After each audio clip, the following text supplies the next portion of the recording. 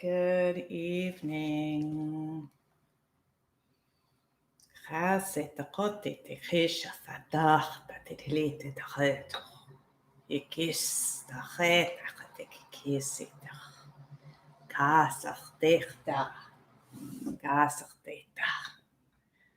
hello.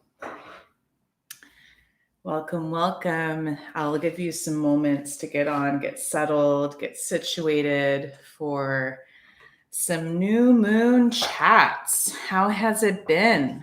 Put out a hello in the comments or let me know who's here. If you wish to participate, obviously in a live, I've been in many lives myself that I don't choose to participate and kind of just observe. And so I know that can be a possibility as well. But if you do choose to participate, welcome. This is kind of open to questions and open to conversation. I can't believe it's already been a month since my last new moon oracle. My goodness, it's been a month. Hello, welcome. Yes, as you arrive, you're welcome to even if you have an oracle deck, you're welcome to even pull a card, get situated, burn some smoke. Do whatever you need to get grounded as well. So it's neat, actually. I had a conversation today with someone about that, about how sometimes getting grounded feels like getting real, if that makes sense, or like getting back to reality is being grounded. And I very quickly shared, going, actually, no. Being grounded, being rooted and connected to Mother Earth usually allows you to do this work and to heal in a much faster and much more effective way. So that stasis, that feeling of being stuck, that sometimes is attributed to being grounded, is a very different thing. So just wanted to check in with you. If there is any very pressing questions that you need to bring up or very pressing things, feel free to jot them in. Hello.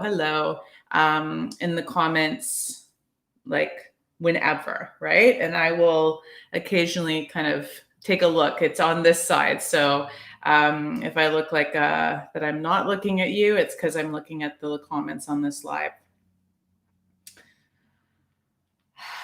And so with that lovely introduction, take a moment just to ground. So the grounding, taking some full breaths.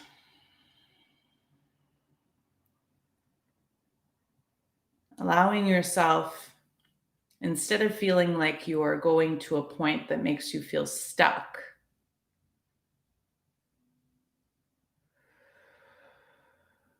feel as if you are plugging in to one of the greatest connections that there is.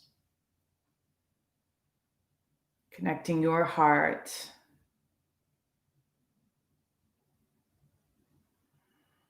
to the heart of the earth.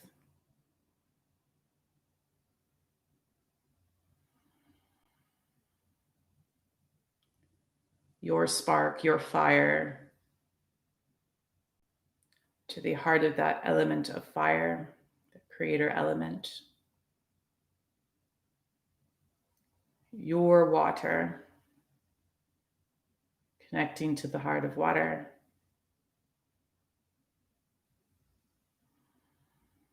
And your breath, your air, connecting to the heart of air.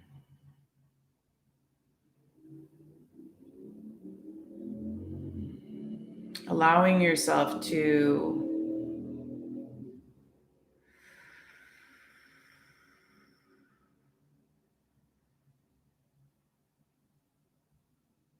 sense the multiple sizes that you may be as you connect.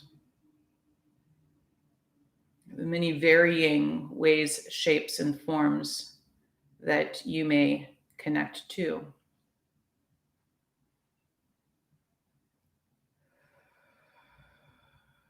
And find that point. I'm guided to call it a home point. Find that point that is your home. That feeling of deep connection, of deep comfort, and a deep safety of this point, whatever that may be.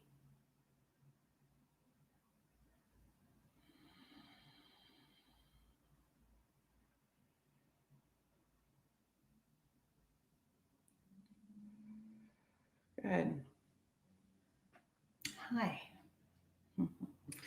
Now that we've connected, it's neat. I was looking at when I started sharing these guidance videos, and the first one to this one, which is actually the 13th. And to see from the channeling to the sight, the inner sights, the kind of predictive measures, all those things of how the message has stayed the same. That it's not the message that that is changed. It simply may be the delivery. It may be the language used. It may be the sound, the access points, the way of comprehending the message, the way of finding different ways of connection, to not necessarily bring tons of people in to follow my way, right? Which is still a bit of a trap, I find, in social media and things like that. And but instead of that, of just finding more so who is part of your global community, who is part of your current kind of pack, who is in agreement with the way that you share your truth, the way that you share your work, the way that you connect to all.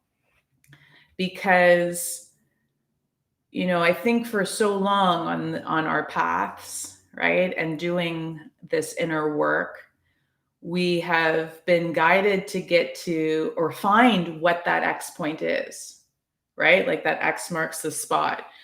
Where are we going, right? Sometimes the destination in the past wasn't always clear. And so you would need to find someone that was really clear on their destination point, so that you could go, okay, I'll follow you then, because you know the way and I still can't see that way, right? So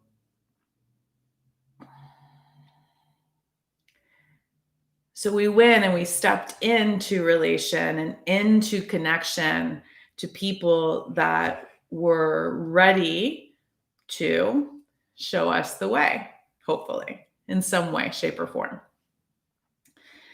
And so the neat thing about that is, of course, what happens when,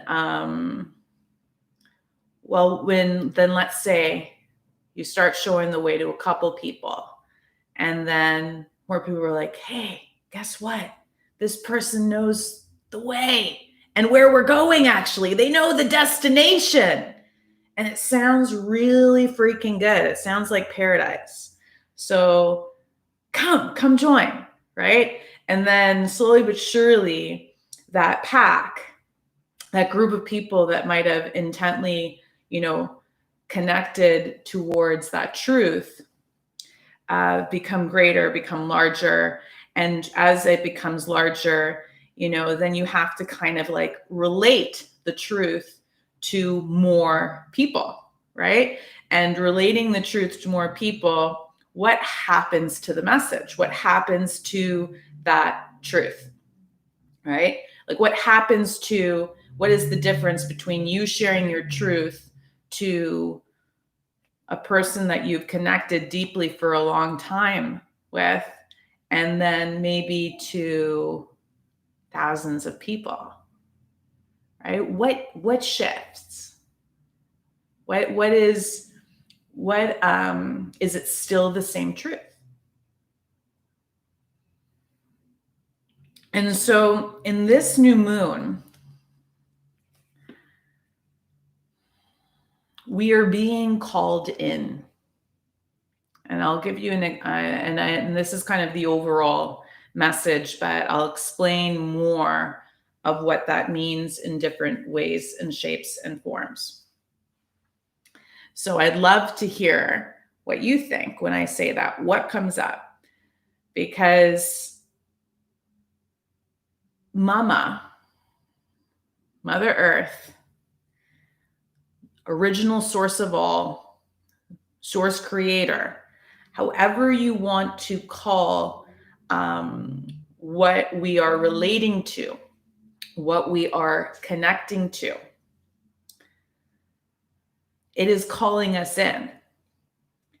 And what I mean by that is to think of a ceremony, is to think of what happens when you begin a ceremony. It is that initial calling in. Okay. And I recently had the pleasure of sitting down with my mentor and witnessing and stepping out of the seat of usually a facilitator of a circle and allowing someone else to facilitate the experience for me, and to see the reverence, the intensity, and what occurred within the calling in. And we spoke of it after, and I'm not going to obviously go into deep detail about my work with her, unless, just because of our agreement. But the thing that I can share is that she shared of how important that part of the ceremony is, because as soon as the calling in occurs, as soon as you are called in, that is when it begins. That is when the work begins. I have to take a sip of water.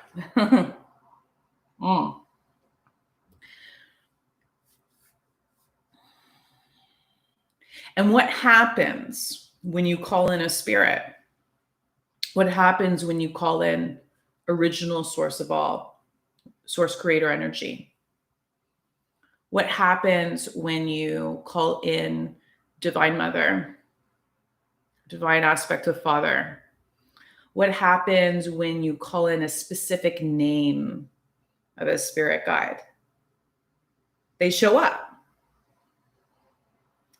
And the coolest thing is that when you call them in this sacred circle, right, in this sacred practice, when you invite them to your circle, to your work, to this deep ceremony of inner work, they come. And I don't know if you've seen sometimes, like depending on your site, but they come, and some of them don't come like all, like just think of how we sometimes show up for circle, or how we sometimes show up for like events, and I'm thinking back to the days, well, pre-COVID, really, when I didn't live in sweatpants. And when I did this work, outside, and yes, I had like yoga pants and all of that stuff, but we still like, hi, I'm here for this work, right? Like super excited, super joyful, right? You were just there.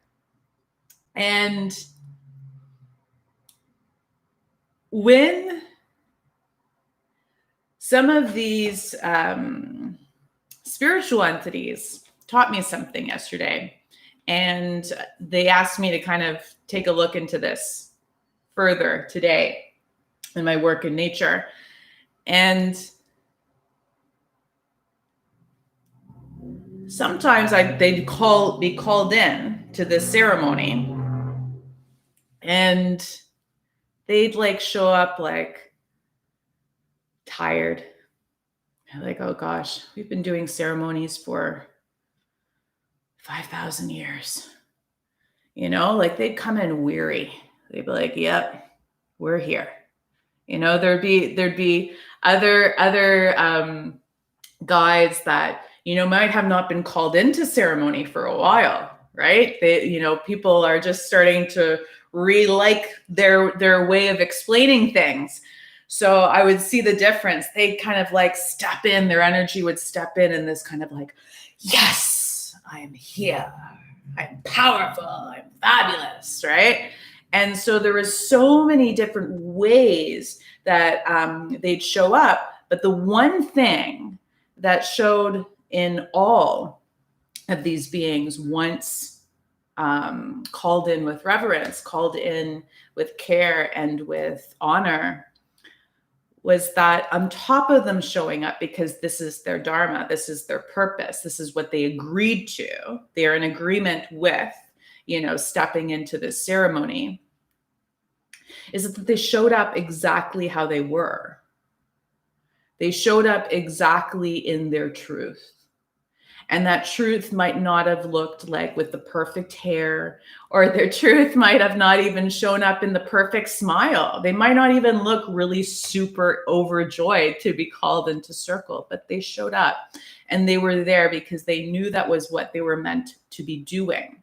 And they knew that they were in agreement, right? There's a really interesting thing in sometimes being always joyful with the work, or being like, this is my purpose, so it must be 100% this way all the time. And but that is kind of stepping out of the acknowledgement that sometimes part of the purpose is showing up when you might not fully be in the mood to show up, but you still do, because that is your dharma. And so that was such truth. That was such, it was so incredible to witness, was how people or these spirits, some of them used to be people, showed up when they were called in. And so when I share that we're being called in, right, we are being asked to show up in our truth, in our purpose, in exactly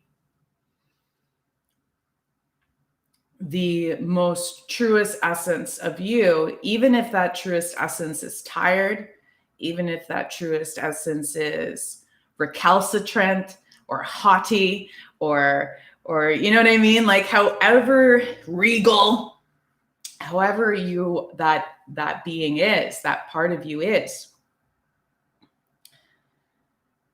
you're being asked to show up to your purpose. And it's neat because in society, so that's in ceremony. I told you I'd give you a couple examples of what this means. In ceremony, calling in is something really beautiful.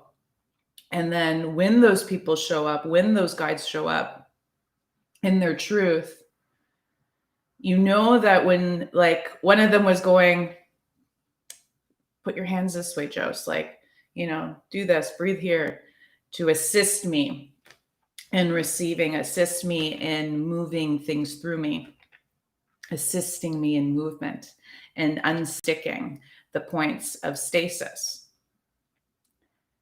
I listened. And then when I was called in, when I was asked to step into the ceremony,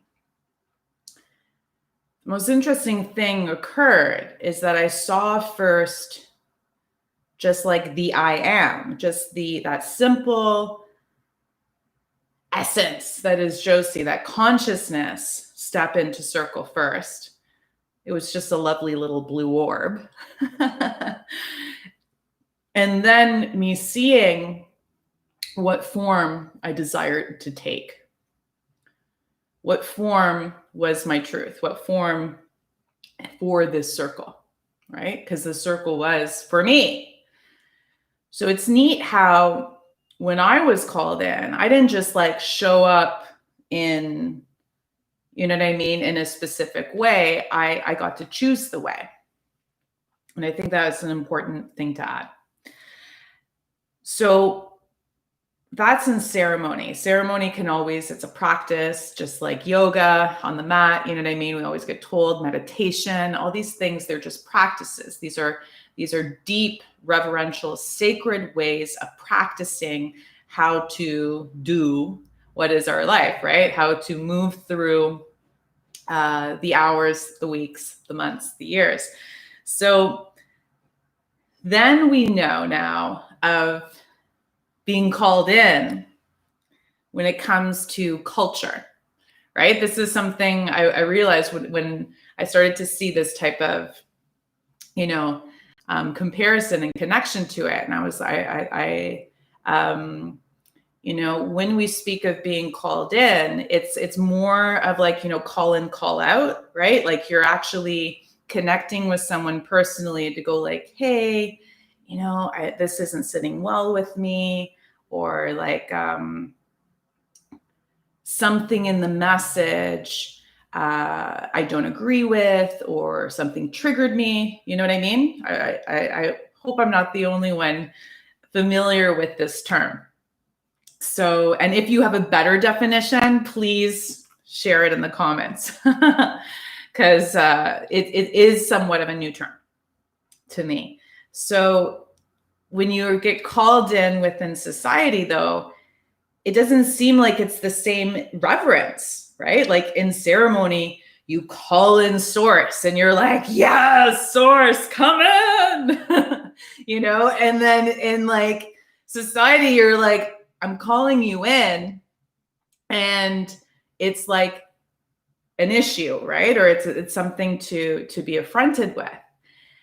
And so what I realized about this, because I was like, why is being called in such a challenge to some? Like, why is it such a difficulty to kind of shift perspective in that way, to see how maybe you're showing up is, or maybe how something is occurring within that circle, within that ceremony, within that practice, that might not be sitting well with you, right? The beauty of being called in is asking you to show up, right? Is asking you to step in as your truth and listen, right? And so I remember back in, like all of I started in yoga, and the yoga industry has been brilliantly called in as a whole, as well as I have even been witness in the 13 or some odd 13 or some odd years that I was teaching, as well as, let's say, the time that I was practicing, of like about 3 decades or so, of how much, even in that short duration, it's been called in, right? And so there's so many examples to use from that place, and from that industry. So it's not that I'm at all kind of like specifically pointing a finger to that industry. It could be found within any industry. It's just because it's familiar to me, and I have lots of examples from it. So I remember one time when I was asked something, and I ended up kind of like sending back an email to this request, and shared kind of my boundaries, and kind of gave some gentle suggestions as well on this topic. And it was neat how the first response back was actually applauding my tone and how I called them in. and kind of just going like, I'm really grateful that like you said it in a way that we could digest. Thank you. Thank you for allowing me to listen in a way that was palatable for me. And I found it really neat. I was like, wow, because in yoga, when I first started teaching, I realized I did not have the yogic voice, right? Like I didn't have like the soft kind of sing-songy like sweetness, right? Like so I had to really process that. I had to really go through some years of just going like, oh my God, like I'm not that. I'm not what they want. Uh-oh, like how will people still be interested and come into my class? You know, there was so much self-doubt and my own personal work that I had to, of course, do when I first showed up in the seat of a teacher in the yoga industry. And so it's neat that I was like applauded on my tone. And I'm like, oh my gosh, like I'm never applauded on my tone. My tone's quite, you know, more on the strong side in comparison. I don't sugarcoat things too much, so I thought. And so and that got me thinking, because being called in, oh, my dog's going to say hello too. Being called in,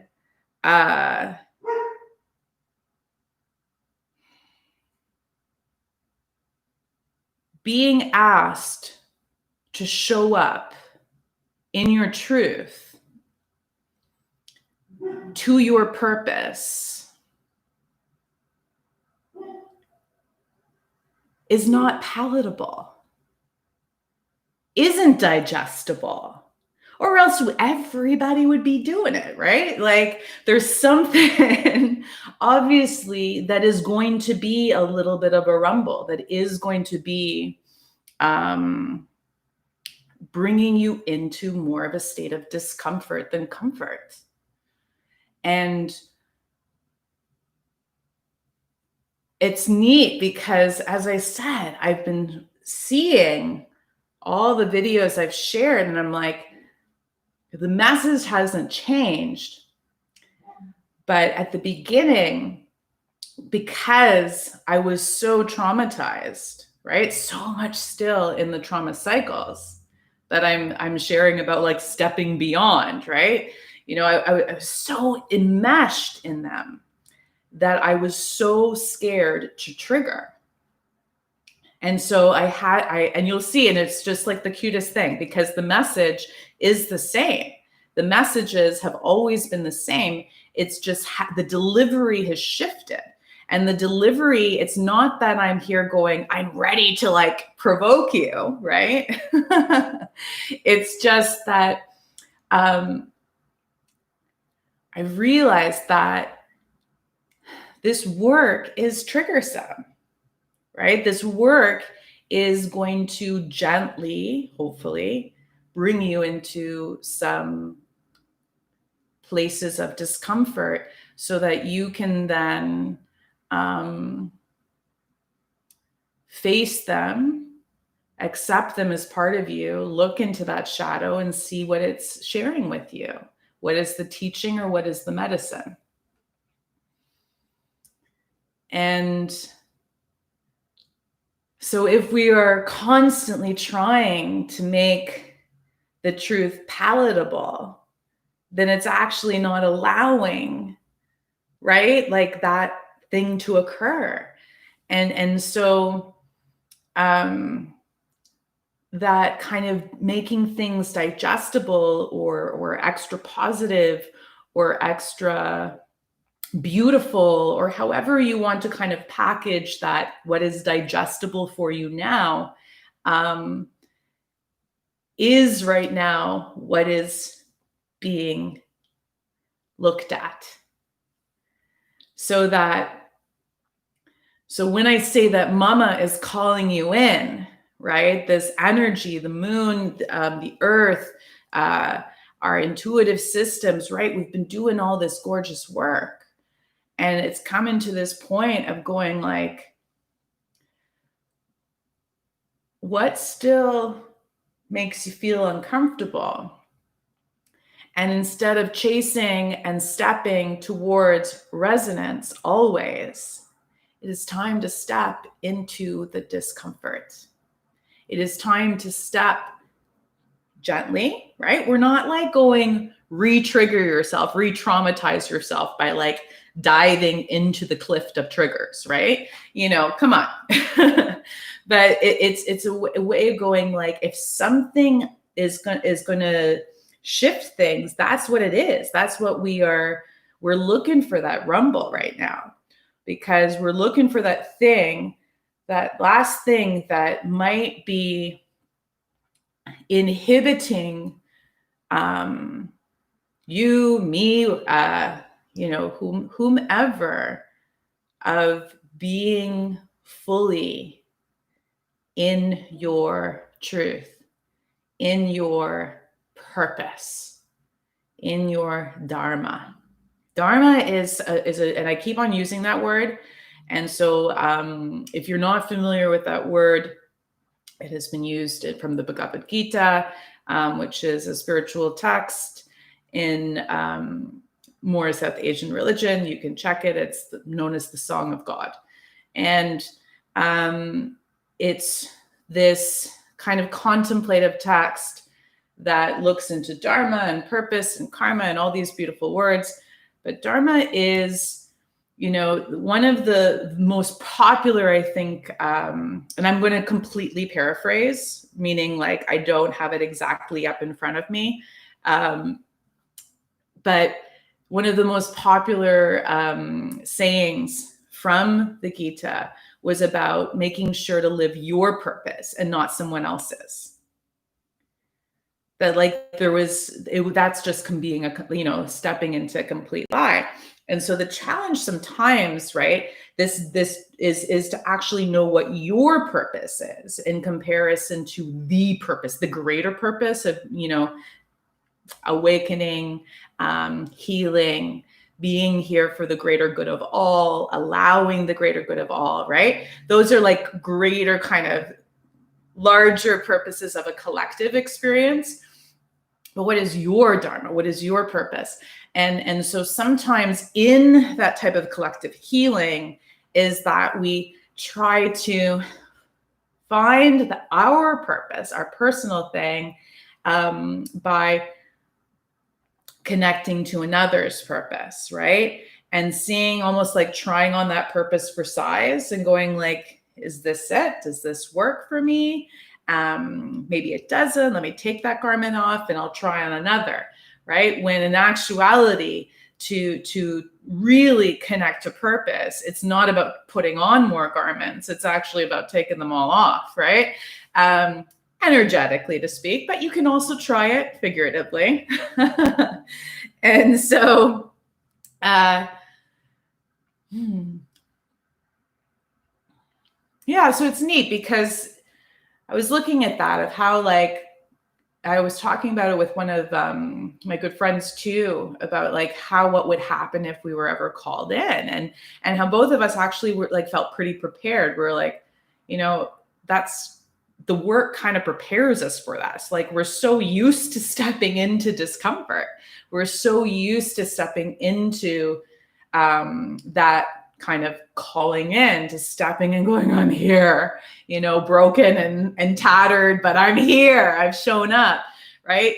So it's like, bring it, like, let's do some more growth, right? Because that's the thing. That's what happens with being called in, and seeing what is ruffling you or making you feel the discomfort, and seeing if you can navigate that, and sometimes navigating that with someone else or with a group. So I share that now because it's neat. These cycles, right, bring you back to the same types of truths and realizations, just in different things, as well as then the same healing work sometimes if you're in the same cycle, again and again in just a deeper way. And so it feels like these cycles that we've been going on are kind of at a done point, and we're being asked to step further in. And what we've been, and what I've even guided, right, in the past is like about resonance, is about like if something resonates. And yes, there's always going to be something that resonates in a message that keeps you listening, right? You know, I've been chatting here for a half hour and there's still some people listening. So I think that's like, there's something that resonates, but there's also, if it makes you feel comfortable, that's the thing to look out for, right? If it feels like it's soothing that part of you that is still in those trauma cycles, then it might just be another soother. Then it might just be another comfort blanket. Then it might just be another coping mechanism. And that's unfortunately the truth. So, questions? Any questions coming up?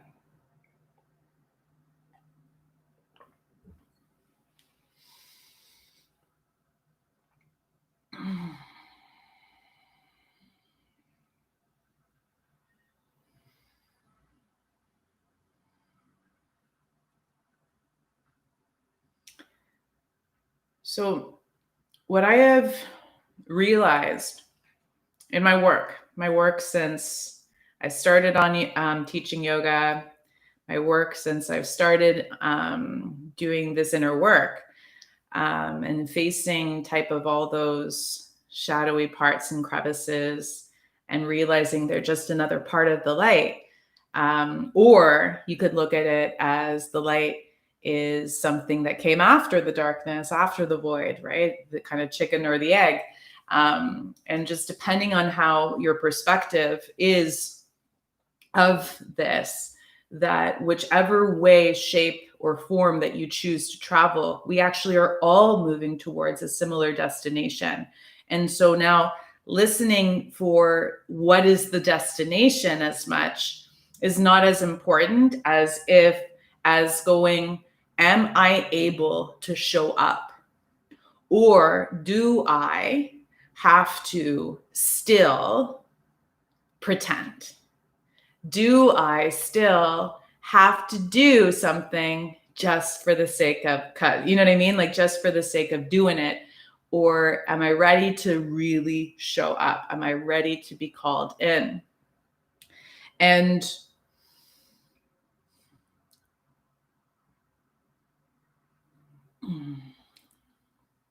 so I'm realizing that my work obviously is with people that like to be called in a bit, right? To like the truth being told, to like stepping into the discomfort in some way, shape, or form, or else you wouldn't be working with me, right? Because and I think that's something to say, is that there are also now so many levels of discomfort, right? Because if I was, as I said, if the work triggers, right, that gauge of what will be triggering enough to do the work or triggering enough to be re-traumatizing is, as you see, it's a fine line. It depends on the person, and it depends on the person's experience. So this is the thing with truth. It's not necessarily now saying that one person's truth is better than another at all, right? And I've been saying this for quite a while, but and why is that? Is because we all have different trigger points, and we also all have different I'm looking at like it is like a gradation towards what will then be re-traumatizing. And so now knowing that like potentially your trigger point and why you've connected to me to do this work, right, will be exactly the reason why someone else connects to someone else, because it's a trigger point that you can be like, okay, I can deal with this. I can work with it. Right? I know that it's there, but it's not going to the point that it's traumatizing. Right? So it's a very fine line. And that's why there are so many people doing this work. There are so many people showing or guiding the way right now. And it's not necessarily guiding the way to a destination that is like here, X marks the spot. It's guiding the way here to a deeper awareness of you, a deeper awareness of your truth, of your power, of your capacity. So, yeah, and in that, and so if there's many different types of guides, there will be then many different translations of the same message, because then thinking of the different palatability, the different level of digestibility required for different people, right? So it's also then honoring that, we're all doing the work. And I think there's something really beautiful in that is then realizing that we're all doing the work, we're all on the same path. And it just depends on such a varying degree of what is like going, I can do this, I can work with these triggers, I can work with these boundaries, or no, I cannot. This is not for me. And so of course, back to that, the main thing that is correlated to what you are listening to and what you're receiving and what you're comprehending as you become truer to you is also then relative to your choices, relative to of course, who you choose to connect with and all of that. And if those start to shift, that is okay as well, right? These, you can step out of connection as well as step into connection on different parts of the journey, even with the same person. And this kind of shows this showing up, like every time we've called in, be it source mother, which is a biggie, right? Or even like, let's say a plant ally, right? Which is also a beautiful biggie. Whatever is being called into ceremony, no matter when, and they choose to show up, right? They choose to come in, they've done this agreement and they show up. Sometimes maybe you don't work with that being for a while, and then they come back into your ceremonies and into your rituals later on, right? So it is starting to see then, as you work deeper into you, that also naturally your relationships and your perception of relationships will start to shift. There's less of a steadfastness to them, and there's more of an understanding that it's not that they're going to come and go, right? This kind of all or nothing approach. It's that that they may shift in definition, and they may require sometimes more space, and sometimes be like right there within sacred ceremony together. So, and that's just because either what you need to reflect within that relation with that is of you, or be it a shadow or of light, or what you do not, or what you're not ready. You're like, oh, nope, that's a little too traumatic at this point in time. So yeah, that is the idea of the calling in that I was very guided to share today. of stepping into your truth, stepping into your purpose in a way that, yeah, it's if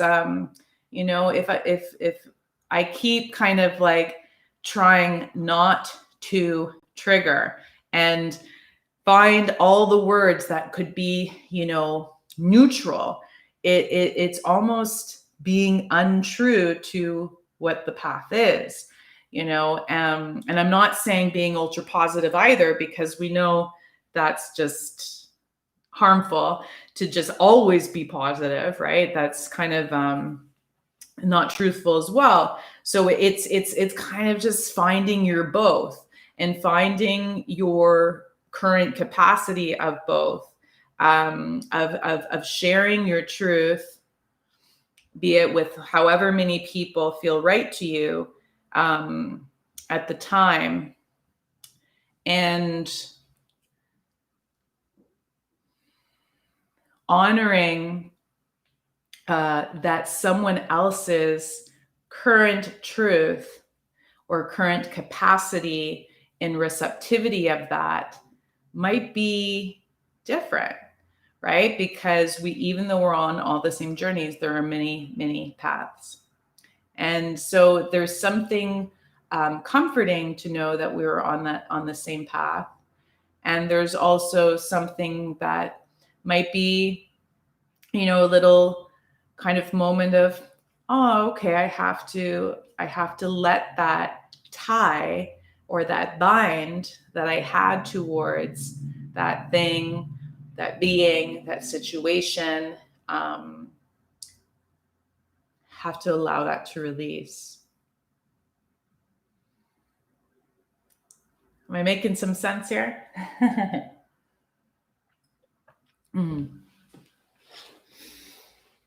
So yes, and of course, as we step further into our truth and into showing up in our truth, in our dharma, there will be some growing pains, right? Because your form, your perception of your form, your body, all of that will start to shift as well. Let me just check. There's a question coming in. Okay. So question is, can you speak to how trust in another plays a role? I'm very willing to explore discomforts with you, partly because I have deep trust, and I have deep trust in me to be able to work with discomfort. I've expanded my capacity working with you. Yes. Okay. Thank you for that. What a beautiful question. Yes. Okay. Where to begin? Trust. We always come back to trust. Why? Why do we always come back to trust? And I'm not like berating you. It's because trust is such a big thing that was taken from us. So when we start to trust someone in the journey, it's a very sacred thing. And so what I'm sharing for sure is thank you for having trust in me and being able to explore discomforts with me because of that trust. But I'm asking you now to look at, instead of doing the work with someone, okay, this is a hard one. Meaning, like, there's just so many different facets to it. So let's see. Yes, and sorry, yes, you added, and build my ability to trust me too. So yes, there is a looking into going like that. You're trusting that you have the capacity for sure to do this work, right? And that you have the trust in me, right? So that it's a mutual trust that has been built, right? Because so that is a relationship. That is then something that is reciprocal in connection or comparison to, let's say, as I gave you that example of like the person kind of getting all the followers, right? And we've seen this from like the beginning of time, even it was shown, I think, in the Pied Piper story, right? Of like someone going, oh, I trust this person. And you just kind of like follow along without actually reciprocating that trust within self. And so, yes, that is a very good marker, is for sure to, as you step into relation, right? Because it's all back into relation. So if you're stepping into relation with, be it a group, be it with a guide, be it with a circle, be it with a community, right? So that's what I mean. Like it could be with one person, 2 people, 3 people, 25,000 people, right? It's the same thing. It's about going, how can I reciprocate? How can I actually be in relation? And so in that idea of relation, when it comes to trust, how can I trust that other, as well as how can then I trust myself, for sure, and trust that this relation is true. So I guess I'll give the answer since I set it up so well. Or what's coming, to mind. It's an answer. Is that when that trust is established through boundary, it's through limitation, right? That trust is established, that mutual or reciprocal trust is established through sharing of terms. It's sharing of what you can and what you do not agree to, and finding that both are being honored, right? And so in comparison to, like going into, I remember, and sometimes when I go into really, large yoga communities, and it felt like I was like, did everybody drink a Kool-Aid that I didn't drink? Because you're like, why are they just so blatantly and blindly trusting someone when that person hasn't set up, the protocol, when they haven't set up the type of, what does that trust require of you? What does that faith require of you? Even in religions, if you think of that's what religions have done so well and why they were around for so long, right? They were like, you don't trust our way, we will kill you, right? In a very extreme example, but then also, or you would be shunned, you would be ostracized, you would be looked at as, a witch, you'd be looked at as something that was, and then they would teach type of the whole community not to trust that thing that was different, right? So it's seeing that type of the way that we were taught to be in trusting relationship, right? We were taught to give a blind trust, and I know that actually might be a little ableist in saying, but it's a saying.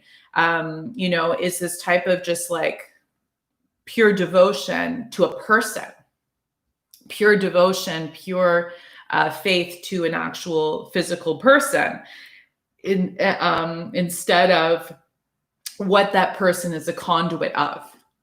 And so if even trusting in me makes you feel that you have more devotion or more faith towards me than Mother Earth, to source energy, to the divine, right? Like to those beings that I aim and hope to be a conduit of, call me in and just be like, hold on a sec, right? Because that isn't a trust that will allow you to grow, right? That is, and especially grow past the cycles, because it is playing into that cycle. It's playing into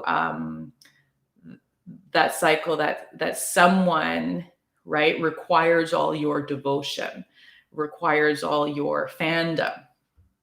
Yeah. Yes, there's a comment. So much comes back to boundaries. You know it. Totally. Right. And so then of course, like, we realize that boundaries, well, what are boundaries? Boundaries are definition, right?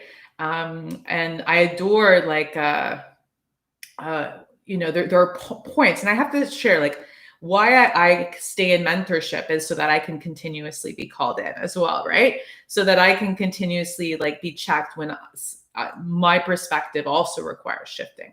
And that's the beauty of a mentorship, right? That's the beauty of someone that is moved up, as Nakumi Selena describes, it moved up the mountain a little further so that they can show you the way, right? And so then definitely within that connection, there is going to be trust. There is going to be there is more so going to be some resonance into how, let's say, she shares the message, if that makes sense, or how she shares her connection to source. But that trust didn't come right away, right?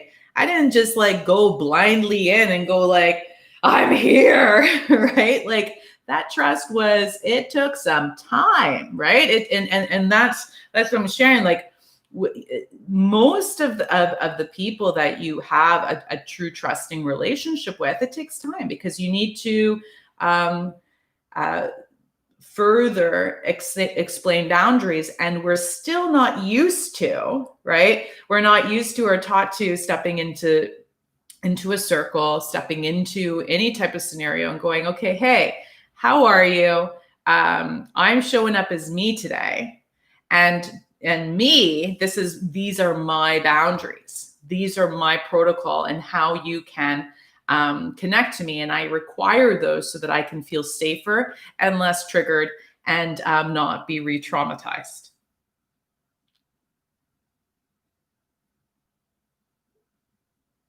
Right? How awesome would that be? How awesome would that be? And so this is the calling in. This is going, if you're being called in, if you're being asked to show up, it's going where you choose then to show up, be it one person, be it a group, be it a circle, be it a stadium. Well, there's not going to be, luckily, we don't have the stadium option right now because of the pandemic. Our interactions are limited. I think, well, here in Canada, they're limited to 10 people right now or something like that. So you don't have the stadium option. So good for you. Practice ground, right? This practice ground that's coming, this practice ground that is now, that is going, it is there. There is no showing up tomorrow. There is no showing up next week, next year. The showing up is now. The showing up in you is now. What else do you got to lose? Right? Like this is such deep inner work. Why have you been doing all this inner work? If it wasn't to finally allow you to step forward and be you.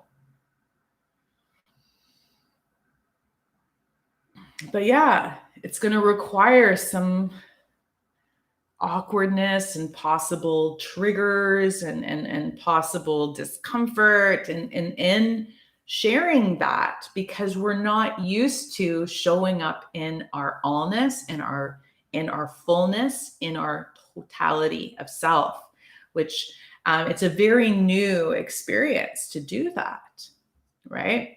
It's funny, how the apocalypse, or this big shifting and stuff is all happening while we're in sweatpants. We're all in, it's just asking us to be in a deeper level of realness. So, yeah, no wild kind of, like, thinking of, what was that movie in the desert with Charlize Theron or something, with the really cool, like, outfits that you'd have by the end of the world. And yeah, like, we don't even have that, right? You have you and so in kind of yeah, you have you. And so, yes, there are growing pains, and that's why we are being called in, right? That's fall, winter. That's naturally this time of year. That's naturally this cycle, and most definitely this cycle moving towards the solstice. Before the solstice, this year we have literally, I think there's 2 more eclipses, one lunar and one solar. And those occurrences are just continuing to like prepare you to and it's this refinement process, right? Sometimes when you speak of a refinement process as you as a diamond, right? You think that that we are actually extricating parts of your form. Like we're taking parts out because we're such a nitpicky type of society. So we're like, oh, let's just take this thing out of you, let's just cut this thing off. We don't need it, right? And so energy work or the inner work is not about actually like cutting things off and taking parts of you out. That is not the process. The process is discovering what parts of you weren't actually the diamond to begin with, right?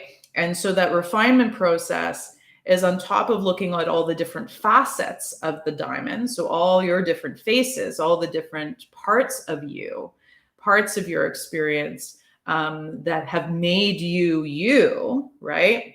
That current form of also then looking within those experiences to find out what was true identity, what was truth, what was your truth, what is your truth. And a lot of times, well, not a lot of times, just that's the work. And it's neat. And it's, I joke about it to some of you who have studied to like on the healing path, right? As a healer, energy healer, or on the path of a guide, is I joke how like a healer's path really is just about healing in public, right? We've just agreed to do it publicly. But it's true because I literally have like, if you want, I was like, go back and look at those 12 other videos and listen and see how the message pretty much stayed the same. It's just that the delivery shifted, the translation shifted, the way that I could show up and share truth without fear of triggering another, because I didn't want to harm another. It's such a finite moment. It's so subtle, right? Because so many of us have been harmed. And so we don't want to harm because we realize we don't like feeling, we don't like harming. We don't like harming and we don't like being harmed. And then this word trigger came up, and realizing though it's not harming, right? To say truth, but it might be unsettling. It might be kind of shaking some of that stuff that you thought was your diamond off. And then you'll have to kind of go, oh, I need to polish this new part of me. Oh, I need to see what this form is. I thought it was like this, and now it's actually like this, right? So the triggers definitely just must be honored. But I'm just seeing how, take a moment to look at your courageous efforts so far to show up and do the work. And so this is another layer of that work that will be the most rewarding, because then you'll realize there was this amazing blog post I read recently from, I think it's Instagram handle My Orgasmic Life, from this awesome woman who shared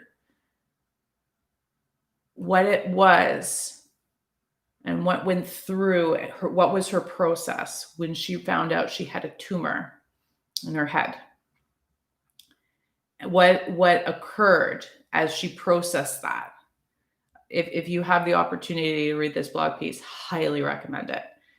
And she shared of how she was grieving the people that were so incredible and that she loved so much, but that could only show up and be true and be in truth when it felt good for them, when it was comfortable.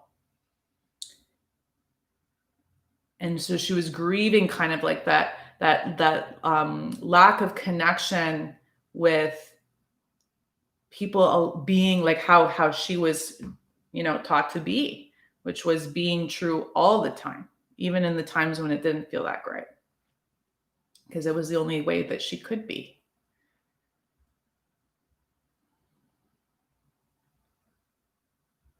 So that's a big example. But yes, this trust is earned, and trust occurs when it's not just when it's palatable, if that makes sense. When it's not just placed in digestible ways, and when someone can listen to your truth and hear your truth, and honor it still because it's you, and not need to go back to that other mask or garment because it's more comfortable in that truth or in that person's purpose or dharma.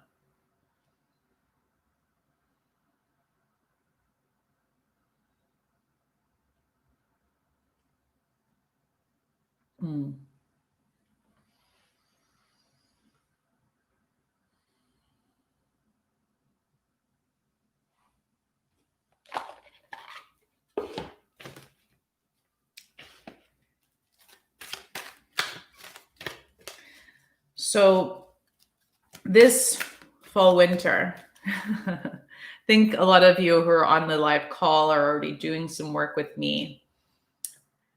And know that when I do call-ins, right? Like if you've received the call, right, to work with me, sometimes that call might make you feel uncomfortable. And so then you have to kind of just check and go like, is that a discomfort that I can step towards? Or is that a discomfort that I can step forwards towards in a year, 2 years? It's up to you, right? Like that's, I think, that is something that needs to be addressed, is that, you always have choice with this work.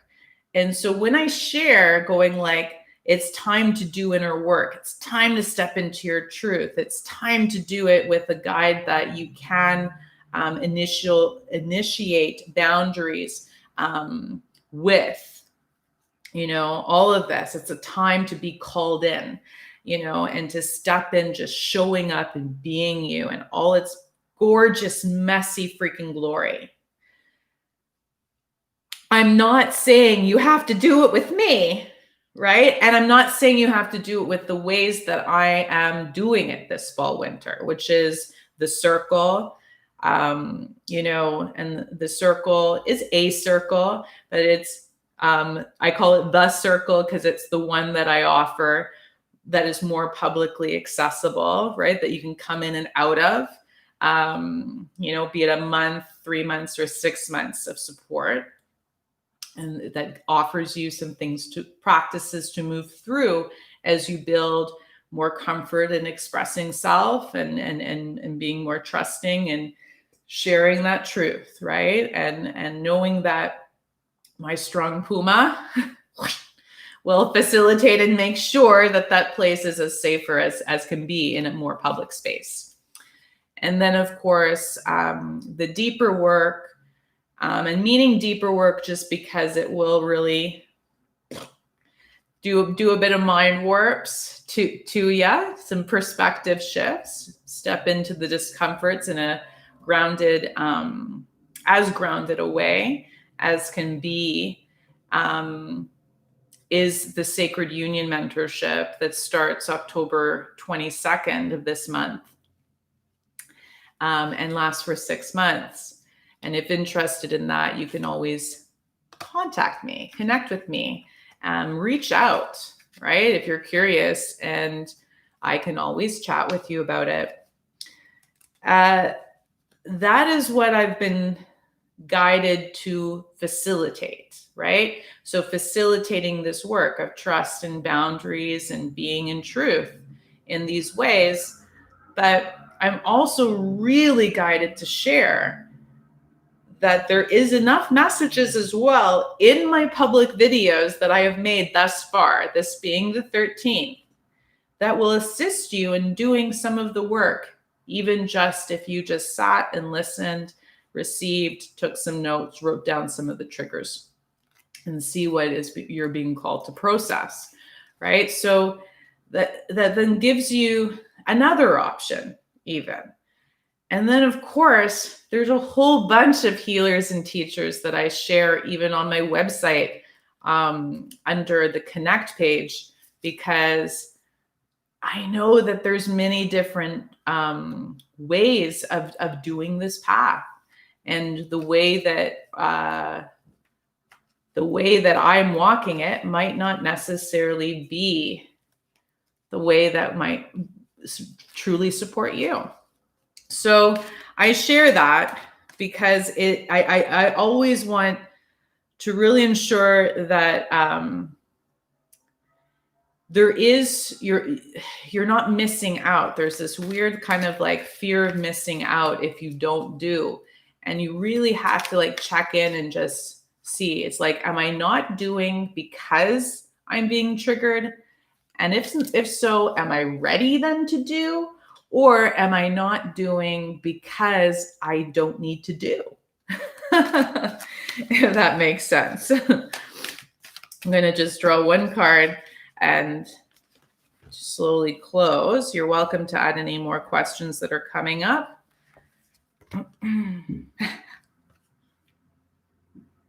Like seriously, this is the card I pull. Like I'm not joking. It's divinity. And it's a very hard to share this gorgeous card.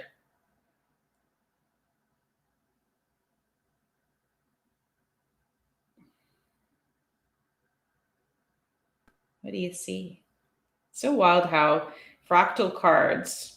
This is a fractal by Cheryl Lee Harnish, and she does amazing intuitive readings with them and has perfect lighting set up. And like my like candle light and stuff like that. So you could see then fully this card. But it's really neat because usually I see this card head on, right? When I'm looking at it, and there's something really neat about showing it to the side. Do you see the being that I see?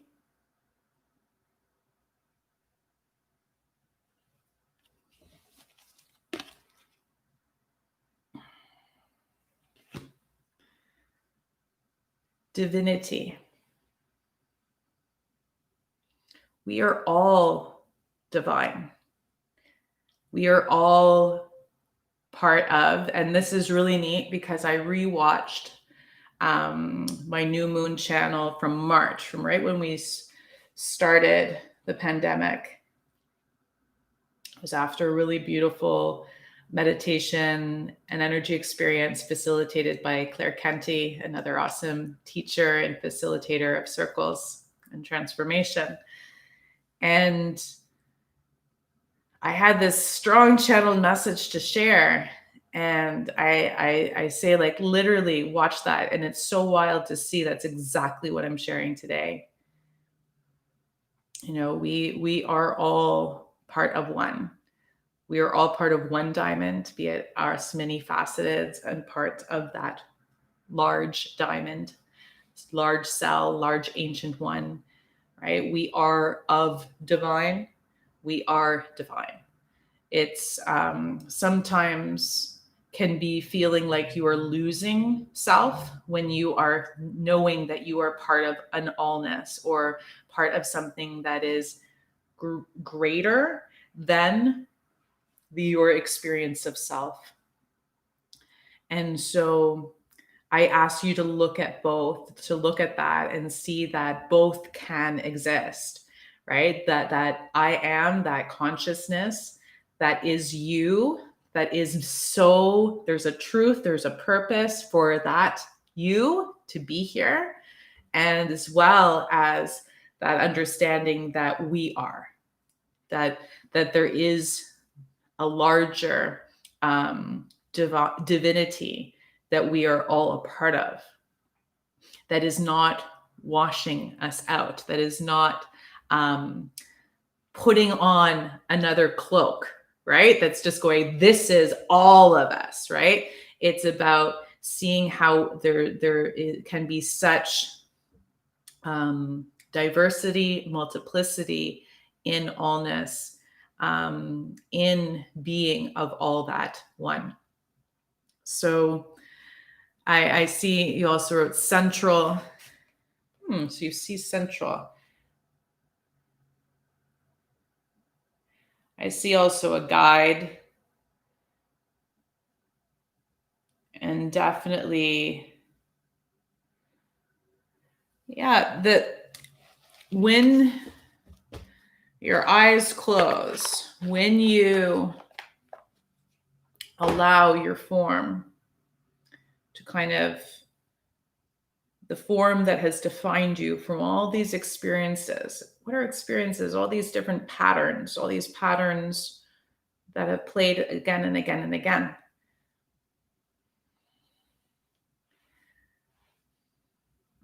So when you connect more so to just that divine you,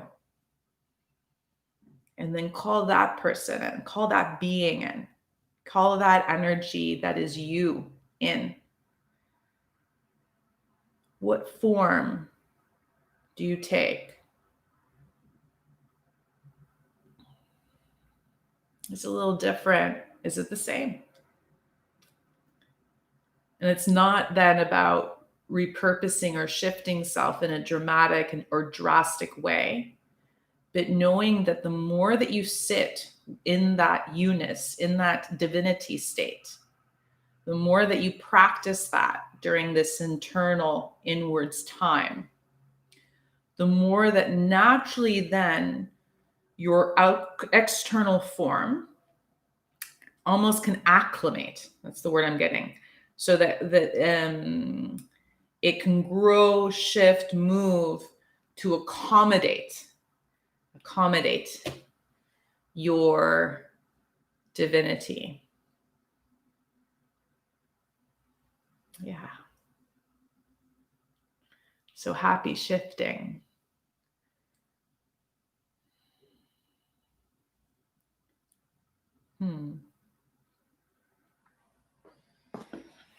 Close with, is there any questions? You can just jot them down, or I'll do a little closing. I'll just give a moment.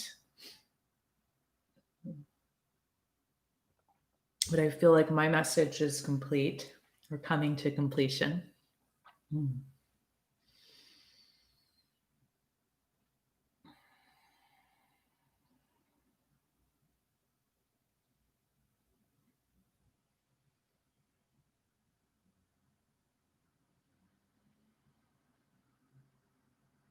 Allow yourself to just get really soft with your breath.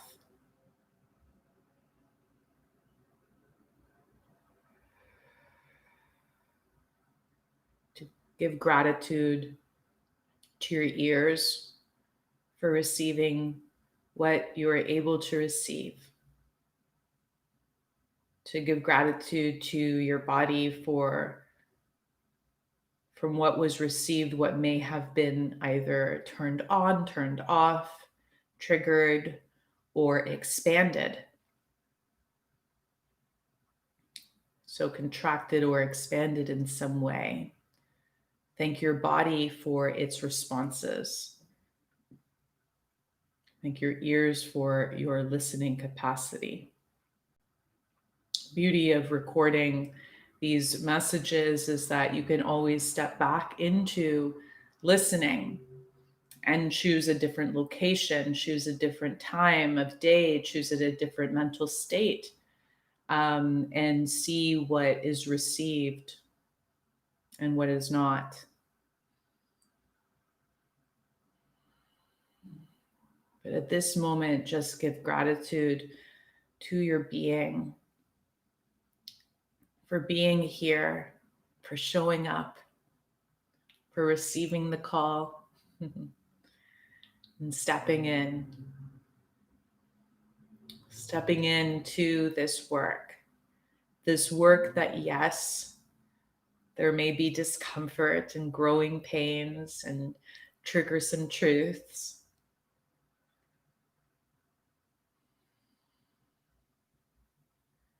but also that gives us such deep awareness of self, deep remembrance of all that we are, and deep, deep reverence to our consciousness and our capacity to create.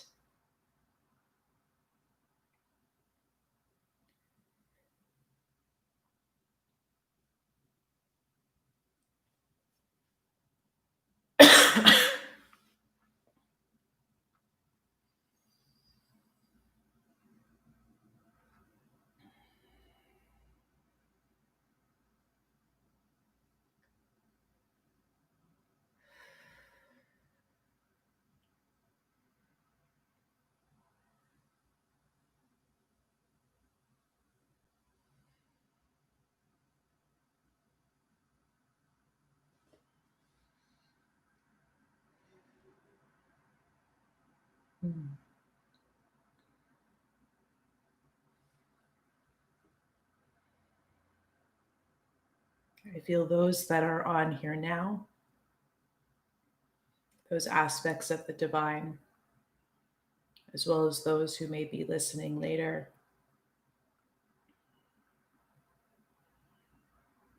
I thank you.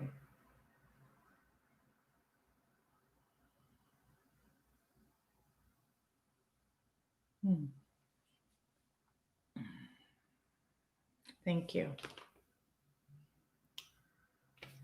Have a good evening and take care.